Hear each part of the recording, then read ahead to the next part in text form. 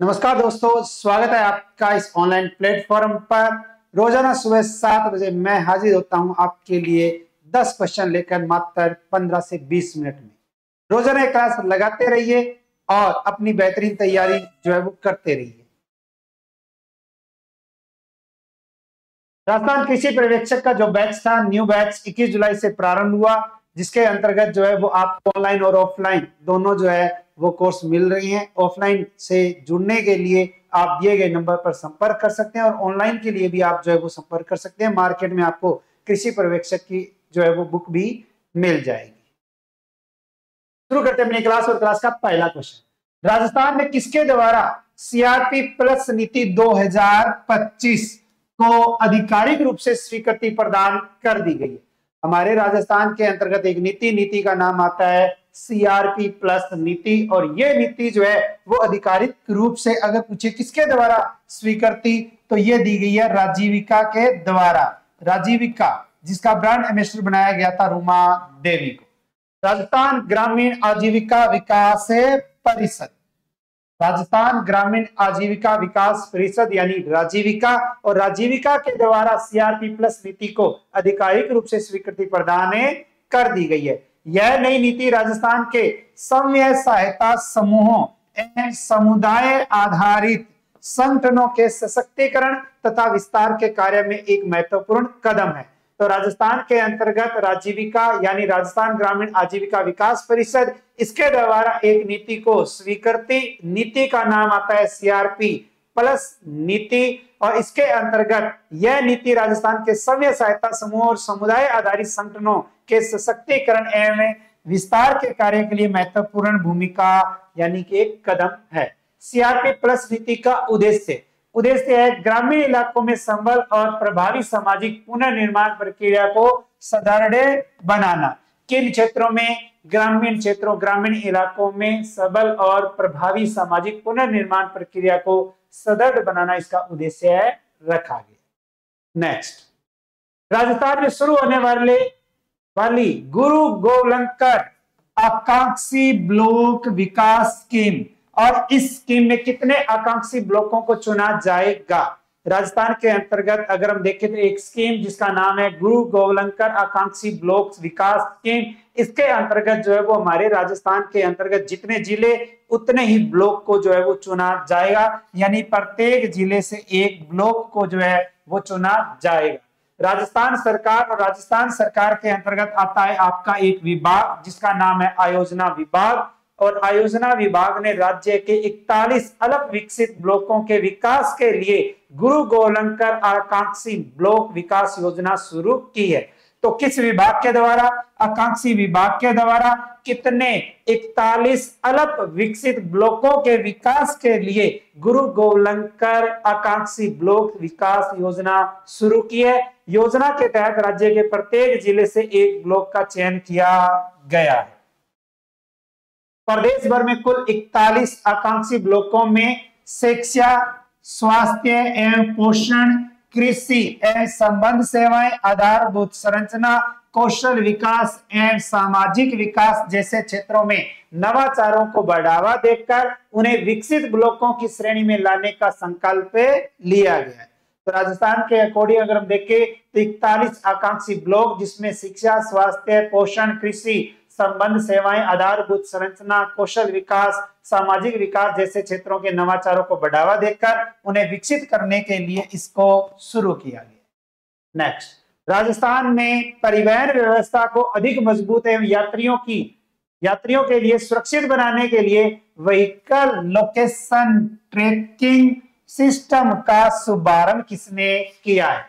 हमारे राजस्थान के अंतर्गत जियोग्राफी में एक टॉपिक आता है परिवहन के अकॉर्डिंग अगर हम देखें तो राजस्थान के अंदर व्हीकल लोकेशन ट्रैकिंग सिस्टम, और इसका शुभारंभ अगर पूछे कि राजस्थान में किसके द्वारा किया गया है, तो हमारे राजस्थान के अंतर्गत उप मुख्यमंत्री, और उप मुख्यमंत्री की अगर हम बात करें तो एक तो नाम आता है आपका दिया कुमारी का, और दूसरा आता है प्रेमचंद बेरवा का नाम। तो हमारे राजस्थान के उप मुख्यमंत्री हैं प्रेमचंद बेरवा, और प्रेमचंद बेरवा जी के द्वारा व्हीकल लोकेशन ट्रैकिंग सिस्टम का शुभारंभ किया गया। कब किया गया? 28 जुलाई 2025 को। कहा किया गया? परिवहन भवन में। और परिवहन भवन में प्रेमचंद बेरवा जी ने व्हीकल लोकेशन ट्रैकिंग सिस्टम का शुभारंभ किया। उन्होंने कहा कि इस परियोजना के माध्यम से प्रदेश में संचालित सार्वजनिक सेवा के वाहनों की रियल टाइम निगरानी एवं यात्री सुरक्षा का जो है वो सुनिश्चित किया जाएगा। यह परियोजना प्रदेश के सार्वजनिक परिवहन यानों जैसे यात्री बस, टैक्सी कैब, मैक्सी कैब वाहन एवं केंद्र व राज्य सरकार द्वारा आदेशित वाहन श्रेणी वाहनों के अवैध संचालन, ओवरलोडिंग व अनाधिकृत रूट संचालन के नियंत्रण की दिशा में एक महत्वपूर्ण कदम है। इस सिस्टम के तहत प्रत्येक सार्वजनिक सेवा वाहन में जीपीएस आधारित डिवाइस लगाकर कमांड एंड कंट्रोल सेंटर द्वारा वाहन की लाइव लोकेशन ट्रैक की जा सकती है। तो वर्तमान में टेक्नोलॉजी के तहत प्रत्येक वाहन में लगाया जा सकता है जीपीएस लगाकर जो है वो वाहन किस स्पीड से जा रहा है, कहां जा रहा है, किस दिशा से जा रहा है, ये सब जो है वो आप घर बैठे देख सकते हैं या घर बैठे देखी जा सकती है। और उसी के तहत सार्वजनिक परिवहन यानों यात्री बस, टैक्सी कैब, मैक्सी कैब वाहन केंद्र और राज्य सरकार द्वारा जितने वाहन श्रेणी के वाहन है, ओवरलोडिंग और अनाधिकृत जो रूट संचालन है, इनके लिए जो है एक बेहतर कदम है। नेक्स्ट, राजस्थान सरकार ने पर्यावरण संरक्षण की दिशा में ऐतिहासिक कदम उठाते हुए कितने रुपए की हरित विकास परियोजना शुरू की है? राजस्थान के अंतर्गत अगर हम देखें पर्यावरण संरक्षण की दिशा में ऐतिहासिक कदम उठाया है हरित विकास परियोजना। और हरित विकास परियोजना के तहत अगर पूछे कि राशि कितनी है तो 250 करोड़ रुपए 250 करोड़ रुपए की राशि से हरित विकास परियोजना का क्या किया गया है? शुभारंभ किया गया है। इस योजना का मुख्य उद्देश्य है राज्य में ग्रीन कवर को बढ़ाना और पर्यावरण संरक्षण को जन आंदोलन बनाना। योजना के तहत पर्यावरण संरक्षण के प्रति जागरूक व समर्पित व्यक्तियों को वन मित्र बनाकर जो है वो किया जाएगा। इस साल 10 करोड़ और आगामी 5 साल में 50 करोड़ पौधे लगाने का लक्ष्य तय किया गया और 3500 वन मित्र भी बनाए जाएंगे। नेक्स्ट, 27 जुलाई 2025 को माधव सेवा सम्मान 2025 का आयोजन कहां किया गया? तो माधव सेवा सम्मान 2025 का आयोजन 27 जुलाई 2025 और अगर पूछे कहां किया गया तो यह किया गया हमारे राजस्थान के अंतर्गत झुंझुनू जिले में। कहां किया गया? झुंझुनू जिले के अंतर्गत किया गया। बात है 27 जुलाई 2025 माधव सेवा सम्मान समारोह 2025 का कार्यक्रम जो है वो हुआ और इस समारोह में आपातकाल के दौरान जेल जाने वाले 57 लोकतंत्र सेनानियों व उनके परिजनों को सम्मानित किया गया है। राजस्थान के राज्यपाल हरिबाबू बागड़े और बागड़े जो है वो मुख्य अतिथि रहे। और यह आयोजन अगर पूछे किसके द्वारा तो ब्रज स्मृति प्रन्यास ट्रस्ट के द्वारा जो है वो किया गया। तो 27 जुलाई 2025 माधव सेवा सम्मान 2025 कार्यक्रम का आयोजन झुंझुनू के अंतर्गत मुख्य अतिथि राजस्थान के राज्यपाल हरिबाबू बागड़े और किनको आपातकाल के दौरान जेल जाने वाले 57 लोकतंत्र सेनानियों उनके परिजनों को सम्मानित किया गया। और यह आयोजन किसके द्वारा? ब्रज स्मृति प्रन्यास ट्रस्ट की ओर से किया गया। आपातकाल, भारत में अब तक 3 बार आपातकाल लगा है। भारत पाक युद्ध, भारत चीन युद्ध और आंतरिक शांति के नाम पे आपातकाल। आंतरिक शांति के नाम पे आपातकाल जो लगा था 25 जून 1975 को लगा था। उस समय हमारे देश की प्रधानमंत्री थी इंदिरा गांधी और इंदिरा गांधी के कार्यकाल के दौरान में वो आपातकाल और उस आपातकाल के दौरान जिनको गिरफ्तार किया गया था, जो जेल गए थे, वो लोकतंत्र सेनानी और उन लोकतंत्र सेनानियों को राजस्थान सरकार जो है वो लोकतंत्र सेनानी सम्मान निधि योजना के तहत जिसकी शुरुआत 2008-9 में हुई थी और 2019 में बंद कर दी गई थी और उसके बाद में जो है वो पुनः 1 फरवरी 2024 को इसको शुरू कर दिया गया था, जिसके तहत जीवित लोकतंत्र सेनानियों को हर महीने दिए जाते हैं 20,000 रुपए और 4,000 रुपए दी जाती है चिकित्सा सहायता। नेक्स्ट, 29 जुलाई 2025 को रणथंभौर की प्रसिद्ध बाघिन मछली T16 की स्मृति में किस स्थान पर भव्य स्मारक का अनावरण किया गया है? तो राजस्थान के अंतर्गत एक बाघिन जिसका नाम है मछली, कहां की प्रसिद्ध बाघिन है? तो रणथंभौर की प्रसिद्ध बाघिन जिसे T16 के नाम से भी जाना जाता है, और उसकी स्मृति में हमारे राजस्थान के अंतर्गत जो है वो एक भव्य स्मारक का अनावरण किया गया है, और ये किया गया है जोगी महल गेट पर। जोगी महल गेट, और जोगी महल गेट अगर पूछे है कहां, तो ये है आपके रणथंभौर में। अनावरण अगर पूछे किसने किया है, तो हमारे राजस्थान के वन्य पर्यावरण राज्य मंत्री, और राजस्थान के वन्य पर्यावरण राज्य मंत्री है कौन, श्री संजय शर्मा। और देश में टाइगर का यह द्वितीय स्मारक है। रणथंभौर की सबसे प्रसिद्ध बाघिन का नाम है मछली यानी T16। इसका जन्म अगर पूछे कब हुआ, तो 1997 में हुआ था, और वह अपने चेहरे पर मछली जैसी आकृति के कारण जो है वो इसका नाम ही क्या पड़ा था, मछली पड़ा था। और इसके अकॉर्डिंग अगर हम देखें, वर्षों तक पदम तालाब, राजबाग और मलिक तालाब जैसे जिलों वाले क्षेत्रों पर नियंत्रण रखने के कारण इसे लेडी ऑफ द लेक्स एक विशाल मगरमच्छ को परास्त कर क्रोकोडाइल किलर के नाम से भी इसे जाना गया या कहलाई गई है। लेडी ऑफ द लेक्स और क्रोकोडाइल किलर जो आती है अपनी बाघिन T16।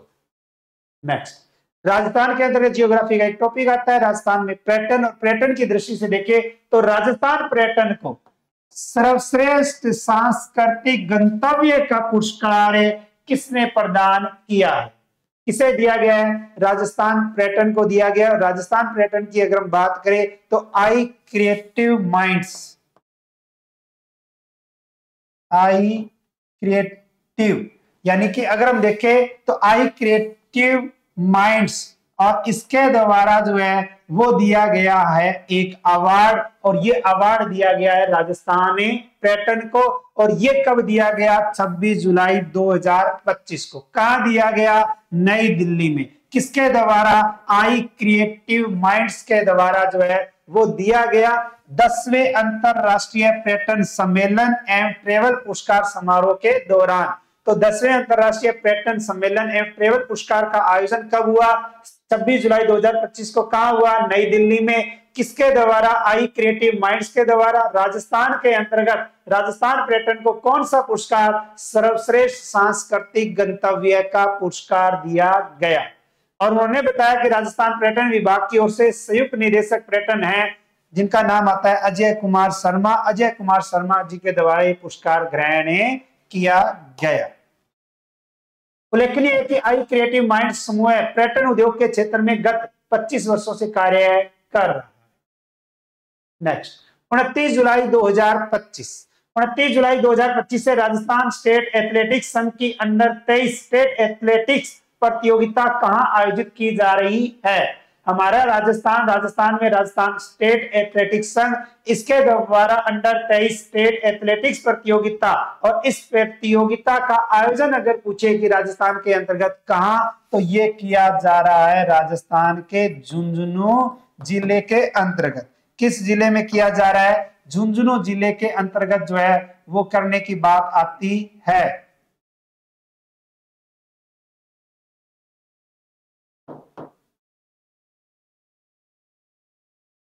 तो राजस्थान के अंतर्गत जिले का नाम आता है झुंझुनू, और झुंझुनू में 29 जुलाई 2025 से राजस्थान स्टेट एथलेटिक्स संघ की ओर से एथलेटिक्स प्रतियोगिता का आयोजन झुंझुनू में। इसमें प्रदेश के 582 एथलीट जो है वो भाग लेंगे। शहर के अंतर्गत यानी कि झुंझुनू जिला, झुंझुनू जिले के अंतर्गत आता है स्वर्ण जयंती स्टेडियम।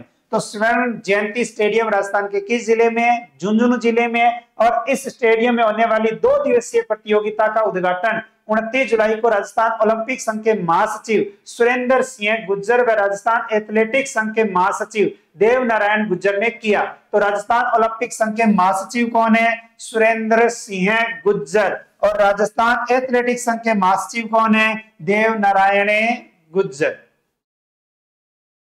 नेक्स्ट, 26-27 जुलाई 2025 को में मकाऊ चीन में आयोजित junior Asian open judo cup के जूनियर वर्ग में राजस्थान से किस खिलाड़ी ने रजत पदक जीता। 26-27 जुलाई 2025 को चीन में आयोजित हुआ junior Asian open judo cup, और इसमें जूनियर वर्ग में राजस्थान के अंतर्गत एक खिलाड़ी जिनका नाम आता है यश यादव। यश यादव, और यश यादव ने अगर पूछे कि कौन सा पदक जीता है? तो रजत पदक जीता है। राजस्थान के अंतर्गत 2 खिलाड़ियों ने भाग लिया, उसमें एक नाम आता है आराध्या चोपड़ा 90 किलो भार वर्ग में और यश यादव 100 किलो भार वर्ग से अधिक इस प्रतियोगिता में हिस्सा लिया और दोनों का चयन मार्च में देहरादून में आयोजित जूनियर राष्ट्रीय जूडो प्रतियोगिता में मेडल जीतने पर हुआ और यश यादव ने कौन सा पदक जीता? रजत पदक जीता। इस प्रतियोगिता हेतु राजस्थान से डॉक्टर शेर सिंह को टेक्निकल ऑफिशियल नियुक्त किया गया है। नेक्स्ट, चीन में आयोजित इंटरनेशनल अर्थ साइंस ओलंपियाड में जयपुर की ओर से भारत का प्रतिनिधित्व किसने किया? हमारे राजस्थान के अंतर्गत जयपुर और जयपुर के अंतर्गत एक नाम आता है जिसका आता है अपम निधि पांडे। अपम निधि पांडे और अपम निधि पांडे जो है, इन्होंने चीन में आयोजित इंटरनेशनल अर्थ साइंस ओलंपियाड में भारत का क्या किया? प्रतिनिधित्व किया। इस ओलंपियाड का उद्देश्य पृथ्वी विज्ञान के प्रति छात्रों की रुचि और जागरूकता बढ़ाना है। चीन के जिनिंग शहर में होने वाले इंटरनेशनल अर्थ साइंस ओलंपियाड में जयपुर के 19 वर्षीय अपम निधि पांडे भारत का प्रतिनिधित्व करेंगे। इनके अलावा भारत से रायांश गुप्ता, चारुव्रत वैस, प्रियांशी गणगस भी शामिल होगी। पूर्व में पूछा गया क्वेश्चन, कल आपसे एक क्वेश्चन पूछा गया था, नरेगा के इतिहास में राजस्थान का सबसे ईमानदार मेट कौन है? तो सबको पता है कि कौन है? बिरजू मेट। अब देख लो ईमानदारी इंसान को कहां लेके जा सकती है, ठीक है। और इसको हो सकता है कि आने वाले समय या भविष्य के अकॉर्डिंग जो है वो एक अच्छा ईमानदार जो व्यक्ति होने के कारण जो है उसको गांव वाले सरपंच भी बना दें। क्वेश्चन फॉर यू के तहत आपके लिए क्वेश्चन है, चर्चित नवनेरा बांध राजस्थान के किस जिले में है? यानी कि राजस्थान के अंतर्गत एक बांध है जो काफी चर्चा में है और उस बांध का नाम है नवनेरा बांध। और नवनेरा बांध अगर पूछेगा राजस्थान के किस जिले में है तो इसका इस क्वेश्चन का आंसर जो वो आपको मेन कमेंट बॉक्स के अंतर्गत देना है। जो इस यूट्यूब चैनल पे पहली बार है वो चैनल को सब्सक्राइब, जो वीडियो देख रहा है वीडियो को लाइक और अपने दोस्तों के साथ शेयर करना ना भूलें, ठीक है। इसके अलावा बात करें अपने ऑनलाइन और ऑफलाइन रीट मेंस बैच की, तो क्लासरूम से लाइव बैच 5 अगस्त से शुरू होगा जिसमें आप घर बैठे बेहतरीन तैयारी कर सकते हैं, जिसमें आपको 21 बुकलेट का सेट जो है वो मिलेगा। 3499 इसकी फीस रखी गई है। और इसके अलावा रिट मुख्य परीक्षा की बुक जो है वो आपको मार्केट में सभी बुक स्टोर पर उपलब्ध है। और स्कूल व्याख्याता first grade, first paper, second grade, ठीक है, और पीटीआई ग्रेड सेकंड, ये बैच जो है 29 जुलाई से शुरू हुआ है, जिसके अंतर्गत आप ऑफलाइन बेहतरीन तैयारी कर सकते हैं और घर बैठे भी तैयारी करना चाहें तो घर बैठे भी तैयारी कर सकते हैं। आज ही डाउनलोड कीजिए संकल्प एप्लीकेशन और आप अपना कोर्स परचेज कर सकते हैं। और ज्यादा जानकारी के लिए संपर्क करें 8696972121। और इसके अलावा आप अगर बेहतरीन बुक की तलाश में है तो राजस्थान के अंतर्गत सभी बुक स्टोर पर आपको ये बेहतरीन बुक मिल जाएगी। ब्लैक बुक है आपकी रीट मेंस की, ग्रेड सेकंड, पीटीआई, सीटी के लिए चतुर्थ श्रेणी, कृषि पर्यवेक्षक। और अगर आप घर बैठे मंगवाना चाहते हैं तो ऑनलाइन ऑर्डर भी कर सकते हैं और ऑनलाइन ऑर्डर करके आप घर पर भी मंगा सकते हैं। तो रोजाना क्लास लगाते रहिए। मिलते हैं कल नए 10 क्वेश्चनों के साथ। तब तक राधे राधे, जय श्री श्याम, जय श्री कृष्णा, जय हिंद, जय भारत।